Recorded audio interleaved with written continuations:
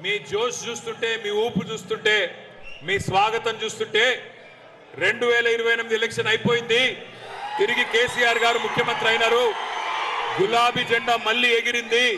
మహేశ్వరంలో మళ్ళీ సవితమ్మ బ్రహ్మాండమైన మెజారిటీతో గెలిచింది అన్నట్టుగా అద్భుతమైన స్వాగతం పలికినందుకు మీకు హృదయపూర్వకంగా ధన్యవాదాలు.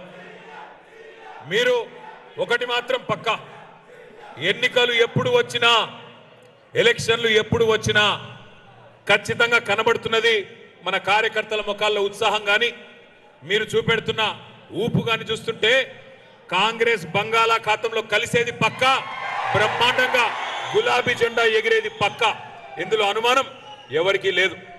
అయితే మరి ఇవాళ ఏ మూలకి పోయినా, తెలంగాణలో ఏ నియోజకవర్గానికి పోయినా, ఏ మూలకి పోయినా, నిన్న పరిగి పోయినాం, మొన్న చేవెళ్ళ పోయినాం, అంతకంటే ముందు వరంగల్, అంతకంటే ముందు ఆదిలాబాద్, ఎక్కడికి పోయినా ఇవాళ ఒక్కటే నినాదం వినబడుతున్నది, కాంగ్రెస్ పోవాలే, కేసీఆర్ రావాలే.